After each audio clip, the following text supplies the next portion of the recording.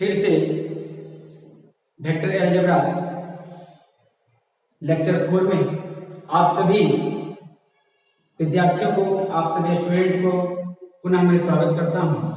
और आज फिर हम लोग इस चैनल पे जुड़ेंगे, क्लास पे जुड़ेंगे कुछ सीखने के जुनून से। तो चलिए हम लेक्चर 4 स्टार्ट करने से पहले हम लोग देखते हैं कि लेक्चर 3 में क्या पढ़े थे। लेक्चर 3 में हम लोगों ने देखा था कि वेक्टर को क्लासिफाई किया गया था। दो अलग अलग इक्वेशन से क्लासिफाई किया गया था।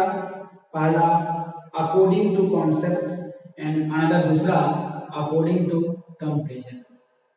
तो अकॉर्डिंग टू कॉन्सेप्ट में जो हम लोगों ने कल टाइप लिख के गया था और अकॉर्डिंग टू कंपैरिजन में टाइप लिख के गया था। सारे वेक्टर्स को हम लोग वन बाय वन डील करेंगे।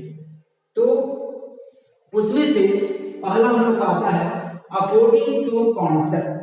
और अकॉर्डिंग टू कॉन्सेप्ट में आप देखे होंगे कि पहला था जीरो वेक्टर। जीरो वेक्टर का दूसरा नाम पड़ता है नल वेक्टर और इसी का नाम पड़ता है इम्प्रॉपर वेक्टर। अब इसका डेफिनेशन जरा देखेंगे। A vector having zero magnitude is called zero vector. जिसका मैग्नीट्यूड क्या है? जीरो। और आपको हमने कहा था कि मैग्नीट्यूड का मतलब किसी वेक्टर की लेंथ को दर्शाता है। आप यहां देखेंगे कि it is noted by zero vector. जहां भी इस प्रकार से नोटेट किया गया है इसका मतलब समझ लेना है कि ये जीरो वेक्टर है और इसकी मैग्नीट्यूड अर्थात लंबाई जो है वो जीरो है नहीं है। सोचिए कि ये जो वेक्टर है जीरो वेक्टर है और नल वेक्टर है, इम्प्रॉपर वेक्टर है, ये वास्तविकता में कोई वेक्टर नहीं है। और एक बात याद रखिएगा दिमाग में, द डायरेक्शन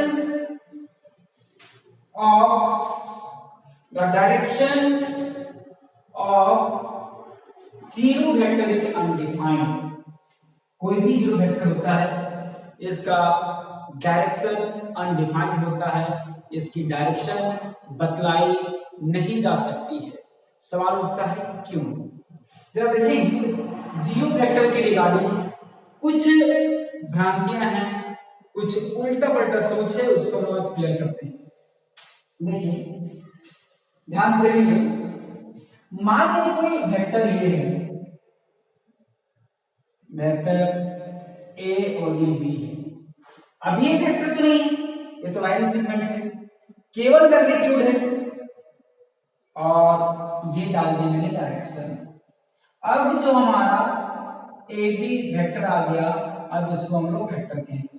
तो वेक्टर हमने लिखा, जो ए बी वेक्टर हमने लिखा, इसके दो बातें आने हैं, मैग्नीट्यूड और दूसरा डायरेक्शन। तभी जाके दोनों मिलके बनता है वेक्टर। दोनों मिलता है वेक्टर मिलता है। सोचो कि अदरवाइज मैग्नीट्यूड अदरवाइज डायरेक्शन, इन दोनों में कोई भी एक एब्सेंट रहा तो वेक्टर नहीं होगा। देखते हैं। तो फिर जीरो वेक्टर में मैग्नीट्यूड नहीं, केवल ये होता तो स्केलर कहलाएगा, और ये दोनों होता तो वेक्टर कहलाता।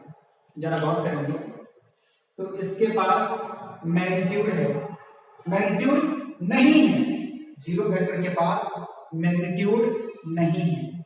जरा बताइए कि यहां से इसकी कोई लेंथ दी नहीं गई है, तो आपको मान लो आप यहां पर खड़ा हैं और आपको बोला जाएगा कि 0 किलोमीटर ईस्ट में चलें, वेस्ट में चलें 0 किलोमीटर, आप किधर जाओगे? आप 0 का क्यों रहोगे? ठीक है। जब तक कि इसकी कोई लेंथ ना बता दिया जाए, टुवर्ड्स नॉर्थ, टुवर्ड साउथ, जो भी बताया नहीं जाए तब तक आप उस दिशा में नहीं जाओगे।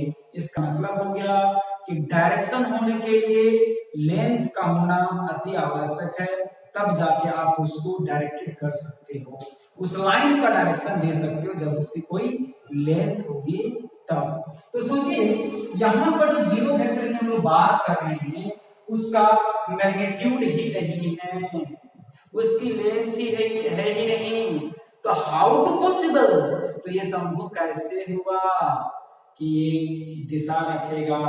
इसीलिए हम लोग कहते हैं कि the direction of zero vector is undefined, इसकी दिशा नहीं हो सकती है, नहीं बतलाई जा सकती है डायरेक्शन। जिस बच्चे का जन्म नहीं हुआ उसका नामकरण कैसे करोगे, ठीक है। तो इसीलिए रिमार्क उन्होंने बताया कि अनडिफाइंड है। अब आता है कि सोचिए कि इसके पास मैग्नीट्यूड नहीं है, हमने कहा किसी भी वेक्टर को होने में ये दोनों में यदि कोई भी एक अपसेट रहेगा, ये दोनों में कोई भी एक फैक्टर नहीं रहेगा, चाहे मैग्नीट्यूड हो चाहे डायरेक्शन हो, तो वो वेक्टर नहीं कहलाएगा। तो बताइए ये वेक्टर क्यों है? सवाल उठता है कि जीरो वेक्टर के पास तो मैग्नीट्यूड ही नहीं है, ये तो स्केलर के लायक नहीं है, ये ना लायक, तो फिर इसने कौन सा काम कर दिया, कौन सा काम कर दिया कि इसको वेक्टर कहा जाने वाला लगा। ये बच्चा हमेशा टेस्ट में फेल करता था, कैसा मेहनत किया कि ये एकेडमिक टॉप कर गया, ठीक है। देखिए मैग्नीट्यूड नहीं है और ये वेक्टर अपने आप को कह रहा है। हाँ तो आपको मैं दिखाता हूं कि इसकी कहां आवश्यकता है। वास्तव में जीरो वेक्टर को वेक्टर नहीं है, हम लोग सोच लेते हैं, मान लेते हैं, लेकिन इसका सोच कहां होता है, इस सोच को हम लोग यूज कहां करते हैं, कहां जरूरत पड़ता है। यदि ऐसा नहीं होता तो हम लोग को जीरो वेक्टर पढ़ने की आवश्यकता नहीं पड़ता। देखते हैं हम थोड़ा सा कि जीरो वेक्टर क्यों पढ़ना पड़ता है, जरा गौर करेंगे। आप देखेंगे कि vector plus vector equal to vector होता है, हाँ चाहे प्लस करें चाहे माइनस करें, ये थ्योरेटिकल आप फिजिक्स से पढ़े होंगे। और वेक्टर प्लस या minus scalar not possible, not possible, ठीक है, ये संभव नहीं है। क्यों? 2i प्लस 3j प्लस 7 के आगे में बढ़ेंगे प्लस 9 या माइनस 9, देखिए ये इसके साथ जुड़ेगा, कौन से कोएफिशिएंट के साथ जुड़ेगा, i के साथ, j के साथ, k के साथ, किसके साथ जुड़ेगा। इसीलिए ना ही वेक्टर प्लस माइनस स्केलर का होना संभव नहीं है, ये अनडिफाइंड है। आप भूल के भी ये बात नहीं करोगे। वेक्टर टू वेक्टर जुड़ेगा घटेगा, लेकिन vector to scalar, scalar to vector ना ही ऐड किया जा सकता है ना ही सब्ट्रैक्ट किया जा सकता है। चलिए अब देखते हैं वेक्टर प्लस वेक्टर वेक्टर कैसे होता है, हम एग्जांपल के थ्रू देखते हैं, जरा गौर करेंगे एग्जांपल, ठीक है। देखते हैं 2i प्लस 3j माइनस के प्लस एक वेक्टर इधर था और यहाँ पर 3i माइनस j माइनस के, हाँ तो ऐड करने का तरीका या सब्ट्रैक्ट करने का तरीका क्या होता है, 2i plus 3i 5i 3i 3j minus j plus 2j minus 3k minus के माइनस 2k। हाँ अब देखिए यहाँ पर ये जो आपका टर्म दिख रहा है ये वेक्टर है कि नहीं, वेक्टर है, इसीलिए मैंने कहा वेक्टर प्लस वेक्टर हमेशा रिजल्ट में कम मिलता है, वेक्टर क्वांटिटी मिलता है। सोचिए जरा गौर करेंगे। अब देखते हैं जरा एक बात, ठीक है। मान लीजिए कोई एक वेक्टर है a equal to 2i minus j plus k, और इसी का एक नेगेटिव वेक्टर है। हाँ, नेगेटिव वेक्टर है, इसकी डायरेक्शन चेंज है, आगे हम लोग पढ़ेंगे। तो हम लोग क्या करेंगे, ये -2i होगा प्लस j होगा -k होगा। अब इन दोनों को हम लोग ऐड करते हैं तो a प्लस -a सारा का सारा कट के क्या मिलेगा, 0 मिलेगा। अब सोचिए ये 0 की जगह स्केलर हो गया, स्केलर हो गया। अब बोलिए वेक्टर प्लस वेक्टर क्या होना चाहिए था, वेक्टर, लेकिन वेक्टर प्लस वेक्टर 0 एक कोई नंबर है और नंबर क्या होता है, स्केलर होता है। तो बताइए, लेकिन बताइए कि यदि ऐसा होता तो ये थ्योरी तो रॉन्ग था। हमने अभी पढ़ा, पहले ही पढ़ चुके हैं कि vector plus vector equal to क्या होता है, वेक्टर होता है। अभी हमने आपको एग्जांपल से क्या दिखाया, vector plus vector equal to 0, और 0 क्या है, स्केलर है। ये 0 क्या है, स्केलर है। अब देखेंगे कि 0 हमारा स्केलर है, 0 हमारा क्या है, स्केलर है, 0 हमारा स्केलर है। तो ये थ्योरी तो ऑब्वियसली रॉन्ग हो गया। क्या अभी हम लोगों ने सीखा कि वेक्टर प्लस वेक्टर वेक्टर होता है, और यहाँ पे हम लोग देख रहे हैं कि vector plus vector equal to scalar हो रहा है। ये तो संभव नहीं, ये तो ये रॉन्ग है, ये तो थ्योरी रॉन्ग है। आपको बोल दें कि दोनों में दोनों कोई रॉन्ग नहीं है। ये ऑब्वियसली रॉन्ग होता यदि ये 0 ही लिखा जाता, लेकिन यदि इसको हम वेक्टर का साइन दे दें तो स्केलर नहीं, अब ये क्या हो गया, वेक्टर हो गया। तो सोचिए कि यहाँ पर ये 0 वेक्टर के कारण ये थ्योरी बच गया, ये सिद्धांत जो है वो प्रूव हुआ। ऐसा ही यदि ये 0 वेक्टर हम लोग नहीं मानते, जबकि इसका लेंथ क्या है, 0 है, इसका मैग्नीट्यूड क्या है, 0 है, डायरेक्शन बतलाया नहीं जा सकता है, फिर भी ये थ्योरी वेक्टर प्लस वेक्टर को वेक्टर बनाए रखा है। तो ऐसे एक आध थ्योरी और है जिसको जीवित रखने के लिए ये 0 वेक्टर को हम लोग का स्टडी किया जाता है। ऑब्वियसली देखा जाए तो 0 वेक्टर को वेक्टर नहीं है, लेकिन ऐसे थ्योरी को हम लोग जीवित रखने के लिए, ऐसे थ्योरी को ट्रू करने के लिए हम लोग 0 वेक्टर को स्टडी करना पड़ता है। Is it clear? मैं उम्मीद करता हूं कि आप सभी लोगों को 0 वेक्टर का भूमिका, रोल इन वेक्टर अलजेब्रा पता चल गया होगा। और भी है एक आध थ्योरी, उसको हम बाद में डिस्कस करेंगे, ठीक है। हमने भी एग्जांपल के लिए ऐसा बात किया। चलिए आगे हम लोग देखते हैं प्रॉपर वेक्टर। प्रॉपर वेक्टर क्या होता है, मीनिंग इसका क्या होता है, खास। और खास कहने का मतलब क्या है, जैसे हम लोग देखते हैं कि जब हम लोग कपड़े का मॉल जाते हैं, कपड़ा खरीदते हैं, ड्रेस खरीदते हैं, तो उसको हम लोग पहन के ट्राई करके देखते हैं, उसके बाद अच्छा लगता है तो बाहर आके पूछते हैं दोस्तों से कैसा लग रहा है, तो आपको क्या जवाब मिलता है, अरे यार ड्रेस तो तुम्हारा प्रॉपर फिट है। प्रॉपर मतलब जैसा तुमको चाहिए था वैसा ही है। तो प्रॉपर वेक्टर वैसा ही, वेक्टर को जो चाहिए था वही है। वेक्टर को थ्योरी के लिए, वेक्टर के लिए क्या क्या चाहिए वो सारी बातें होनी चाहिए, और वो सारी बातें मिलती हैं तो क्या हो जाएगा, वेक्टर हो जाएगा।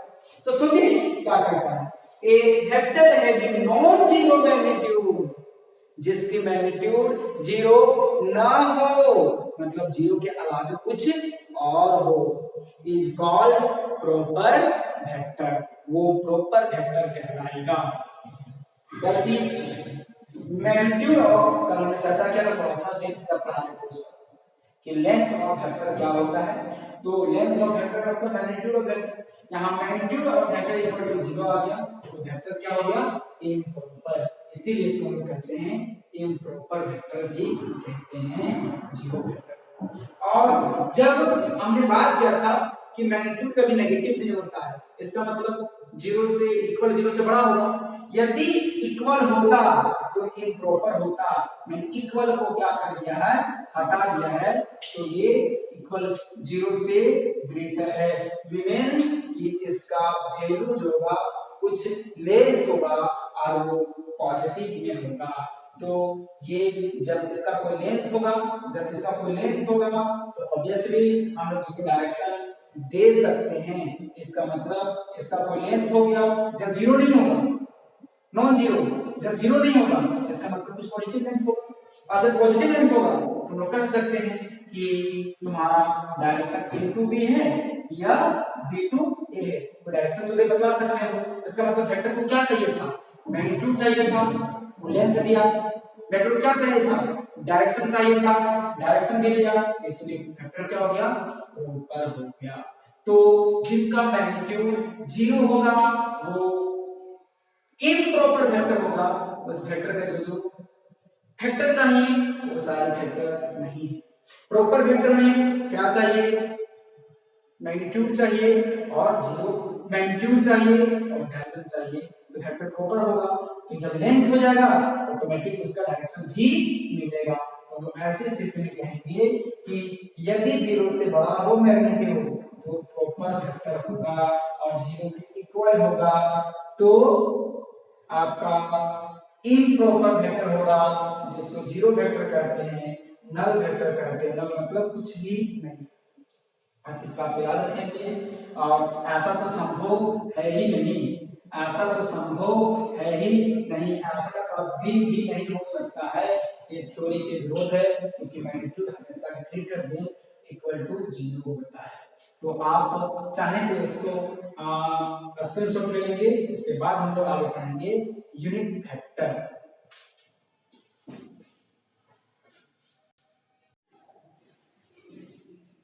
अब हम लोग अकॉर्डिंग टू कॉन्सेप्ट में तीसरा जो वेक्टर आता है यूनिट वेक्टर, इसको हम लोग देखते हैं ये है क्या चीज, इसका डेफिनेशन क्या है, इसका हम लोग क्वेश्चन में यूज कैसे करते हैं। आप ऊपर के डेफिनेशन से देख रहे होंगे, जैसा जिसका नाम है, जैसा नोमेनक्लेचर दिया गया है, डेफिनेशन वैसा है। जीरो तो उसका मैग्नीट्यूड जीरो, इम्प्रॉपर तो उसका मैग्नीट्यूड इम्प्रॉपर, इसका मतलब क्या है कि नहीं है, ठीक है। प्रॉपर इसका मतलब इसका मैग्नीट्यूड प्रॉपर। तो ऐसे ही यूनिट का बात किया जाएगा तो यूनिट वेक्टर का लेंथ क्या होगा, 1 होगा, और लेंथ मतलब मैग्नीट्यूड 1 होगा। जैसा नाम वैसा काम, ठीक है। लोग डेफिनेशन कि यदि किसी का नाम पता चल गया, उसका मीनिंग पता चल गया, तो आप डेफिनेशन डिफाइन ऑटोमेटिक खुद कर लोगे।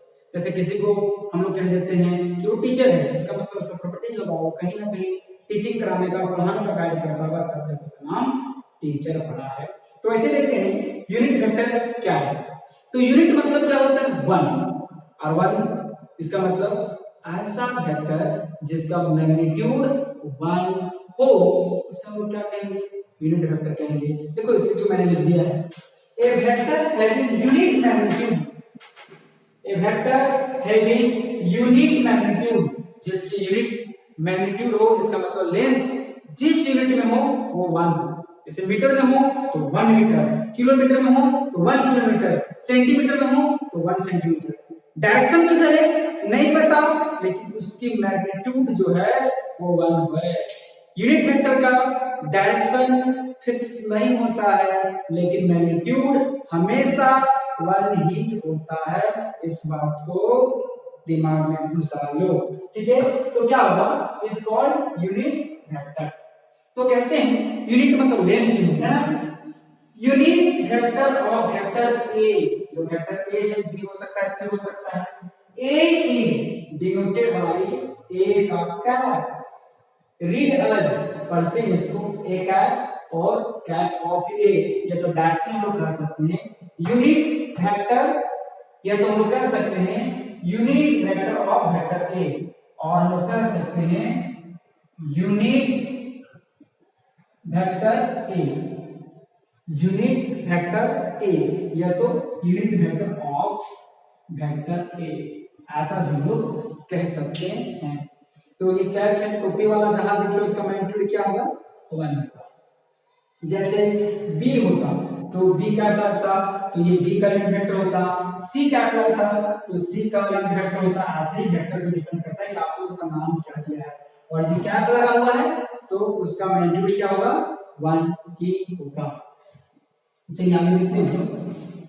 एंड डिफाइंड बाय, और इसका फॉर्मूला डिफाइंड, फॉर्मूला क्या है, vector A by magnitude of vector A, that is जो हम लोगों ने बात किया है यूनिट वेक्टर। यूनिट वेक्टर किसका चाहिए, ए का चाहिए। हम लोग क्या लगाएंगे, ए का कैच लगाएंगे equal to vector A by magnitude of vector A, या तो वेक्टर ए बाय ए। हमने बोला था कल पिछले क्लास में लेक्चर 3 में हमने बात किया था, यदि मैग्नीट्यूड रहेगा तो वेक्टर भी रहेगा, और मैग्नीट्यूड हटा दोगे तो आप बिना वेक्टर साइन के लिख सकते हो, ठीक है। लेकिन आप यदि ये मैग्नीट्यूड हटाओगे तो हम यहाँ पर आपको ऐसे भी आप लिख सकते हैं, इससे कोई मतलब नहीं है, लेकिन आपको ये यदि साइन हटाओगे तो आपको पक्का ऐसा लिखना पड़ेगा, ठीक है। दिमाग में हमने बात किया था कि मैग्नीट्यूड ऑफ वेक्टर ए का कितना होगा, unit magnitude of unit vector A कितना होगा 1। डायरेक्शन पता नहीं है लेकिन इसका मैग्नीट्यूड कितना होगा 1 होगा, ठीक है। लगवा करने ध्यान दें। डेफिनेशन ऐसा क्यों आया, डेफिनेशन ऐसा क्यों आया, सोचिए यदि 6 कोई एक वेक्टर है, जैसा वेक्टर है इसका मतलब इसमें कोई डिफरेंट होगा, तो इसको 1 कैसे करेंगे, 6 से डिवाइड करेंगे तो 1 वेक्टर बचेगा, बचेगा बचेगा। तो इसीलिए हम लोग क्या करते हैं कि इसका डेफिनेशन के अनुसार इसका मैग्नीट्यूड यूनिट होना चाहिए, और इसका मैग्नीट्यूड निकालेंगे तो 1 ही आएगा। तो इसीलिए हम लोगों ने क्या किया, इसके फॉर्मूला पे जो वेक्टर था उसी वेक्टर के मैग्नीट्यूड से डिवाइड कर दिया, ताकि 1 वेक्टर मिले जिसका मैग्नीट्यूड क्या मिले 1। ऐसा नहीं होता है 6 जो इसको हम लोग लिख सकते हैं आई जे के फॉर्म में लिखेंगे, लेकिन उसको मैंने 6 से क्या किया, मल्टीप्लाई डिवाइड कर दिया। ये 6 से कट जाएगा, क्योंकि 6 को 1 करना है तो मुझे 6 से डिवाइड करना पड़ेगा। 1 मतलब यूनिट, यूनिट करना है तो 6 से डिवाइड करना पड़ेगा। इसीलिए इसी वेक्टर को हम लोग 1 करना था, यूनिट लाना था, तो उसी के मैग्नीट्यूड से हम लोगों ने डिवाइड कर दिया। अब इससे हम लोग प्रश्न लिखेंगे कि इसका यूज कहाँ होता है, तो इसके प्रश्न जो हम लोग लिखने वाले हैं वो एग्जाम में पूछा गया है, बहुत इंपॉर्टेंट है, और वो क्वेश्चन में पढ़ेंगे तो देखेंगे कि इसका यूज कहाँ है, यूनिट वेक्टर को पढ़ने का जरूरत क्यों पड़ता है। तो आपको फिर से बता दें कि यूनिट वेक्टर क्या है, जिसका मैग्नीट्यूड 1 होगा, डायरेक्शन फिक्स नहीं होगा। यूनिट वेक्टर है, जिस वेक्टर की डायरेक्शन में ढालेंगे वो ढल जाएगा। तो इसके बाद हम लोग इसका हम एक क्वेश्चन देख लेते हैं, रिलेटेड क्वेश्चन देख लेते हैं, उसको हम लोग इसके आगे का वेक्टर हम लोग पढ़ेंगे। आप इसका स्क्रीनशॉट ले लें।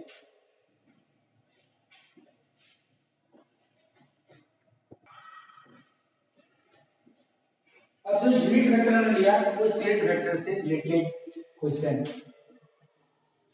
Question 4 example. क्वेश्चन आप पहले ध्यान से देखेंगे, क्वेश्चन क्या कह रहा है, फाइंड ए वेक्टर, हमें एक वेक्टर चाहिए which is equal to vector, कैसा वेक्टर, हैविंग मैग्नीट्यूड 8 यूनिट, जिसकी मैग्नीट्यूड कितना है 8 यूनिट है। इसका मतलब यदि लेंथ होगा किलोमीटर में तो 8 किलोमीटर, मीटर में होगा तो 8 मीटर होगा, ऐसा वेक्टर चाहिए। बता दिया, क्वेश्चन मुझे रिस्ट्रिक्ट कर दिया कि आपका मैग्नीट्यूड कितना चाहिए 8 चाहिए, इसका मतलब मेजर करेंगे तो कितना आना चाहिए 8 आना चाहिए। इन direction of vector 2i - 4j + 5k। देखिए क्वेश्चन कितने अलग अलग रूप में पूछ सकता है, लिखेंगे, ये हमारा थोड़ा सा इंपॉर्टेंट क्वेश्चन है, ऐसा क्वेश्चन पूछा जाता है, आपके एक्सरसाइज में भी है, हम लोग पढ़ेंगे ऐसा क्वेश्चन, बुक में लिखेंगे। देखो क्या क्वेश्चन क्या क्या हो सकता है। एक पहला question, find A vector having magnitude 8 unit in direction of vector 2i - 4j + √5k। ऐसा क्वेश्चन हो सकता है, या तो क्वेश्चन हो सकता है find A vector having magnitude 8 units in sense of vector 2i - 4j + √5k। Question आपका ऐसा ही हो सकता है, सेंस मतलब डायरेक्शन ही होता है। अगला क्वेश्चन इसी तरह से पूछ सकता है, फाइंड ए वेक्टर हैविंग मैग्नीट्यूड 8 यूनिट, यहां तक तो हो चुका था, और parallel to 2i minus 4j plus 5, ठीक, ये हो सकता है। ये तो फिर हम लोग को ये पूछ सकता है, find A vector having magnitude 8 unit in direction, sorry ये 8 यूनिट along with मतलब उसी के डायरेक्शन पे, along with 2i minus 4j plus 5k। ये प्रश्न को, इसी प्रश्न को 4 अलग अलग तरीका से पूछा जा सकता है। एक तरीका 1, दूसरा तरीका ये,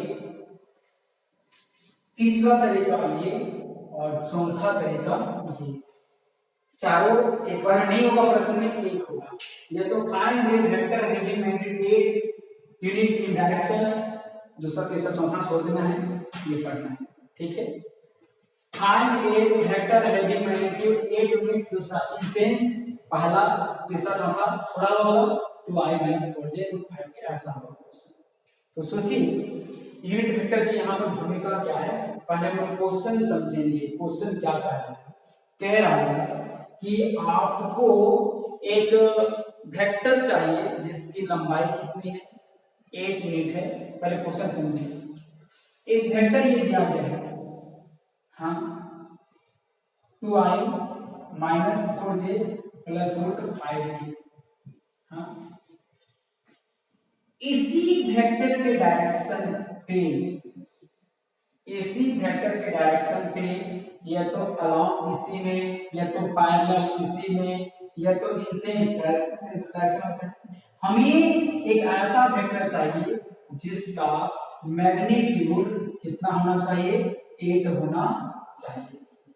तो सोचिए कि यदि मैं इसको यूनिट बना दूं, यूनिट, इसका मतलब मैग्नीट्यूड कितना होगा, 1 हो गया। हाँ, फिर से इसको मैं 8 से गुना कर दूं तो 8 आ जाएगा। इसका मतलब क्या हो गया, unit vector into 8 equal to 8 unit vector. हाँ, इसका मतलब क्या हो गया, इसका मतलब क्या हो गया कि यूनिट वेक्टर इनटू 8। तो यदि हम लोग इसको करेंगे यूनिट वेक्टर इनटू 8, तो मेरा क्या मिलेगा, 8 इनटू यूनिट वेक्टर मिलेगा। हाँ, अब सोचिए कि अभी यूनिट था 1 था, हाँ, यूनिट वेक्टर है, ये डायरेक्शन लेके आ रहा और 8 से मल्टीप्लाई कर दी तो उसका लेंथ कितना हो गया, 8 हो गया। जबकि हमें क्वेश्चन में यही चाहिए। जब भी किसी वेक्टर के अलावा तो डायरेक्शन में कोई वेक्टर चाहिए जिसका मैग्नीट्यूड क्वेश्चन में दिया गया हो, तो सबसे पहले आप उसका यूनिट वेक्टर निकालो, और यूनिट वेक्टर निकालने के लिए, यूनिट वेक्टर निकालने के बाद जितना मैग्नीट्यूड का बोला है उससे हम लोग उतना से मल्टीप्लाई कर देंगे।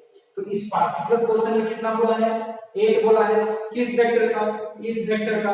तो इस वेक्टर का पहले हम लोग यूनिट वेक्टर निकाल लेंगे और फिर हम 8 से मल्टीप्लाई कर देंगे, तो हमारा जो क्वेश्चन है, जो उसका आंसर मिल जाएगा। क्वेश्चन क्या बोला था, 8 मैग्नीट्यूड होना चाहिए, मिलेगा। किसके डायरेक्शन पे, इसके डायरेक्शन पे जो वेक्टर देगा, ठीक है। तो चलिए हम लोग क्वेश्चन को देखते हैं। अब सबसे पहले क्वेश्चन बनाएंगे कैसे, वो ध्यान से देखेंगे। देखिए सॉल्यूशन जरा ध्यान से देखेंगे, हाँ, ठीक है। लेट सबसे पहले इसका नाम नॉमेनक्लेचर कर देते हैं। Let vector a equal to 2i minus 4j plus 5, ठीक, हाँ। हमको इसी का यूनिट वेक्टर चाहिए बाबू। इसका फॉर्मूला हम लोगों ने क्या पढ़ा, vector a by magnitude f vector a। इसका मतलब वेक्टर a तो दिया गया है, मैग्नीट्यूड चाहिए, पहले हम निकाल लेंगे। कोई भी क्वेश्चन बनाने के लिए पहले लास्ट देखते हैं कि कहां तक पहुंचना है। हमें यूनिट वेक्टर चाहिए। इससे अब यूनिट वेक्टर को फाइंड करने में कौन कौन से कंपोनेंट चाहिए, वेक्टर a चाहिए, ये तो दिया गया है। मैग्नीट्यूड ऑफ वेक्टर a चाहिए, नहीं दिया गया है, पर हम इसको निकाल लेते हैं। Now magnitude magnitude of vector A equal to, जरा गौर करेंगे क्या होता है, इसके लिए फॉर्मूला होता है कोफिशिएंट ऑफ आई का स्क्वायर, देखिए जो आई का कोफिशिएंट क्या है 2 है, प्लस कोफिशिएंट ऑफ जे का स्क्वायर प्लस कोफिशिएंट ऑफ के का स्क्वायर। तो यहाँ पर आप मैग्नीट्यूड भी निकालना सीख जाए, किसी वेक्टर का मैग्नीट्यूड निकालने का एक फॉर्मूला हो गया कोफिशिएंट ऑफ आई का square plus coefficient of square of coefficient of J plus square of coefficient of के, ऐसा हम लोग का मैग्नीट्यूड निकलेगा। देखिए इसी को हम लोग मैथमेटिकल नोटेशन में क्या लिखते हैं, मैग्नीट्यूड ऑफ ए लिखते हैं। आगे मेरा क्या मिलेगा, अंडर रूट आई का कोफिशिएंट का स्क्वायर, आई कितना है 2 का स्क्वायर प्लस कोफिशिएंट ऑफ जे का कोफिशिएंट कितना है 4 का स्क्वायर, कोफिशिएंट ऑफ के का कितना है √5 का स्क्वायर। तो हम लोग सॉल्व करेंगे तो 2 2 जा 4 प्लस माइनस माइनस प्लस 4 4 जा 16 √5 5। देखिए 2 का स्क्वायर ओवर ले दिया, माइनस का स्क्वायर प्लस हो गया और 4 का स्क्वायर 16 हो गया प्लस 5 का स्क्वायर 5 हो गया। किसी भी का रूट और स्क्वायर होता है तो रूट क्या होता है हट जाता है, ये रूट वाले साथ में। अब ये मेरा मिला, हम देखते हैं इसको ऐड करेंगे तो 25 आएगा, ठीक है। तो देखेंगे हम लोग को a का मैग्नीट्यूड इक्वल टू क्या आ गया प्लस माइनस 5 होता है रूट का, लेकिन हम बात जानते हैं कि मैग्नीट्यूड हमेशा पॉजिटिव होता है, ग्रेटर देन 0 होता है, इसीलिए रूट है फिर भी हम लोग पॉजिटिव वाला ही लेंगे। चलिए ये निकल चुका है। अब क्या चाहिए मुझे, यूनिट वेक्टर। देखो यूनिट वेक्टर ऑफ वेक्टर ए, अभी हम लोग क्या सीखे थे फॉर्मूला में, vector A by magnitude of vector ए। आगे देखेंगे हम लोग मैथमेटिकल नोटेशन लिखेंगे, यूनिट वेक्टर कैसे लिखते हैं, ए का क्या है इक्वल टू मेरा क्या मिलेगा, देखेंगे ये ए कितना है 2i माइनस 4j प्लस √5 के बाई ये कितना है मैग्नीट्यूड ऑफ ए 5, तो मेरा क्या मिलेगा देखेंगे 2/5i माइनस 4/5j प्लस √5/5 की। ये जो मैंने लिख दिया है ये यूनिट वेक्टर मिला है, मैं तो यूनिट वेक्टर को कह सकते हैं कि ये हमारा यूनिट वेक्टर मिला है,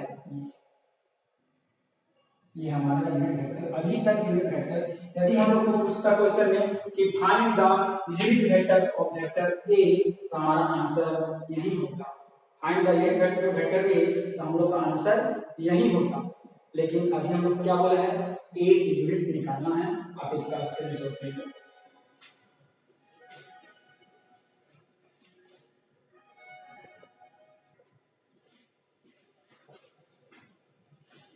अब हम लोग जो है यूनिट वेक्टर ऑफ ए निकालिए, ठीक। हमने क्या बोला, यूनिट निकला, यूनिट का मतलब क्या होगा, ए यूनिट का मतलब क्या हो गया, डायरेक्शन है, डायरेक्शन अलोंग वेक्टर ए, ये है। इसका लेंथ कितना है, लेंथ मतलब मैग्नीट्यूड कितना है 1 है। हाँ अब देखिए डायरेक्शन किसका, ए का, लेंथ कितना है 1, इसको हम 8 से मल्टीप्लाई कर देंगे तो डायरेक्शन तो ए का ही रहेगा, जो क्वेश्चन में रहेगा तो वही है, और लेंथ कितना होगा 1 × 8, मैग्नीट्यूड कितना होगा 1 × 8, तो क्या हो जाएगा आपका ये आंसर हो जाएगा। और ये कैसा वेक्टर होगा जो मैग्नीट्यूड आपके हिसाब से 8 होगा और डायरेक्शन इस वेक्टर के हिसाब से होगा। तो हम लोग कह सकते हैं कि नाउ लोग कह सकते हैं कि नाउ वेक्टर having क्वेश्चन में दिया गया है जो हैवी मैग्नीट्यूड 8 यूनिट, जो चार्ज में लिखना लिख दो, इन डायरेक्शन और जो भी होगा, और इन सेंस चाहे जो भी लिख सकते हैं, और पैरेलल टू और जो भी लिख सकते हैं, और अलॉन्ग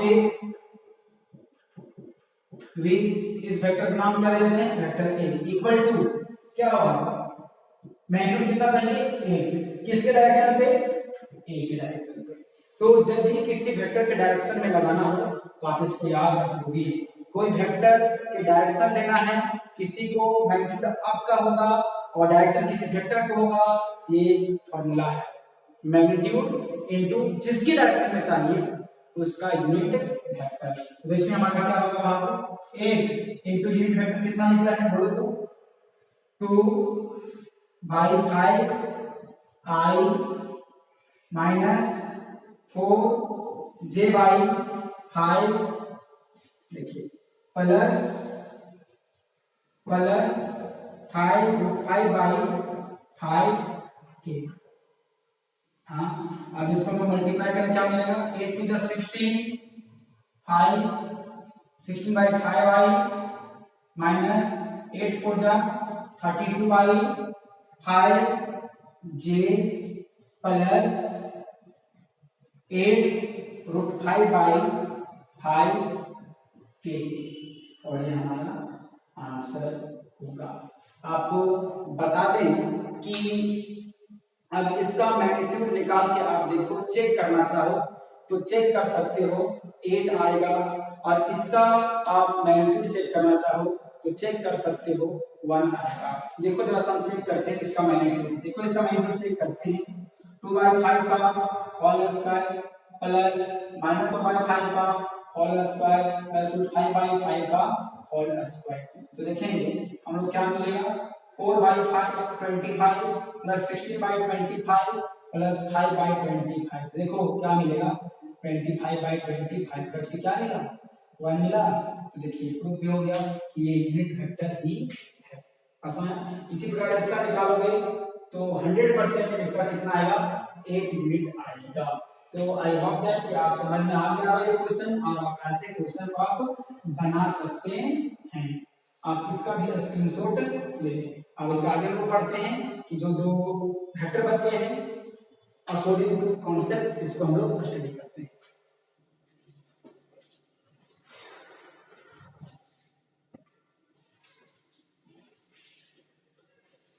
देखते हैं अब अकॉर्डिंग टू कॉन्सेप्ट में चौथा पांचवा जो वेक्टर बच गया था, localised vector and free vector, localised vector and free vector, दोनों का डेफिनेशन मैंने ऐड करके लिखा है, इसका मतलब दोनों का डेफिनेशन हम लोग साथ लिखेंगे क्योंकि एक दूसरे का ये कन्वर्स है।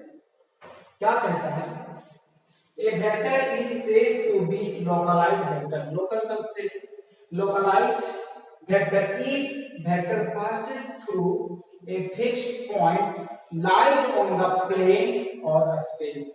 कोई आपका एक तो फिक्स पॉइंट हो, या तो प्लेन पे हो या तो वो स्पेस पे हो, या तो वो प्लेन पे हो या तो वो स्पेस पे हो, और उस पॉइंट से वेक्टर पास करता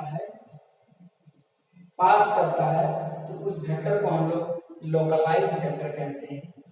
अदरवाइज, और उस पॉइंट से पास नहीं किया, अदरवाइज मतलब उस पॉइंट से पास नहीं किया, vector is said to be free vector.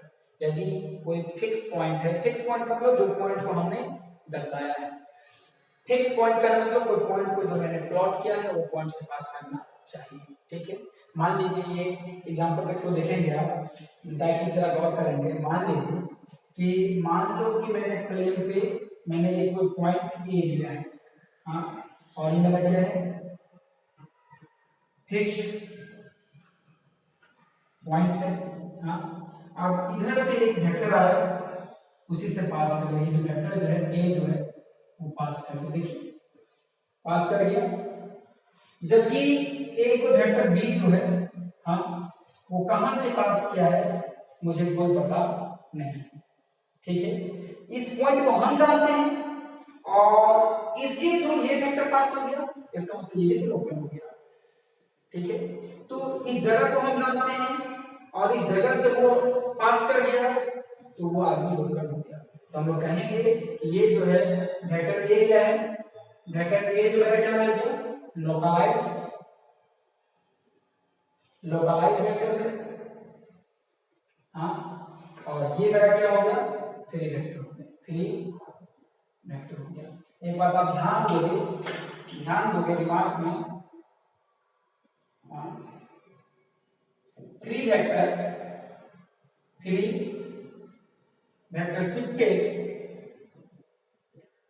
shifted parallel to itself। सोचिए, ध्यान दो, सोचिए कि यदि कोई एक वेक्टर जो है इस पॉइंट से पास कर गया, ये पॉइंट तो हमारा फिक्स है, इससे पास करेगा तो इसको हम लोग इस प्रकार से रोटेट कर सकते हैं, इस पॉइंट से हटा नहीं सकते हैं, क्योंकि इस पॉइंट से हटाएंगे तो वो उस पॉइंट से पास नहीं करेगा, तो लोकलाइज वेक्टर के उससे पास करना ही पड़ेगा। तो देखिए ये रोटेट कर रहा है, इसको यहां से हटा नहीं सकते हैं, इधर डायरेक्शन चेंज कर सकते हैं, लेकिन इसको इस पॉइंट से हटा नहीं सकते। लेकिन फ्री वेक्टर है, कोई पॉइंट ही नहीं, ये है, इसको हटा कर यहाँ शिफ्ट कर दिए तो पहले यहाँ था, यहाँ पैरेलल हो गया। इसका मतलब जो फ्री वेक्टर है, देखिए मान लीजिए कि इसी वेक्टर का आगे इसको यहाँ शिफ्ट कर दी तो पैरेलल, क्योंकि किसी फिक्स पॉइंट्स पे तो जाने का है। तो ऐसे में जो फ्री वेक्टर होता है हम लोग हमेशा कह सकते हैं कि वो पैरेलल टू इटसेल्फ होता है, शिफ्ट कर सकते हैं। लेकिन जो लोकलाइज वेक्टर है उसको हम लोग कहीं इधर उधर नहीं कर सकते हैं। और आपको बता दें कि हम लोग जब भी एग्जाम्पल को लेते हैं तो फ्री वेक्टर लेते हैं, हम लोग लोकलाइज वेक्टर नहीं लेते हैं। ठीक है, तो मैं यहाँ पर देखा हम लोगों ने कि फ्री वेक्टर क्या है और लोकलाइज वेक्टर क्या है, और मैं उम्मीद करता हूँ, आई होप दैट कि आप सभी लोग जो आज का वीडियो था उसमें जो भी बातें कही गई आपको समझ में आया होगा।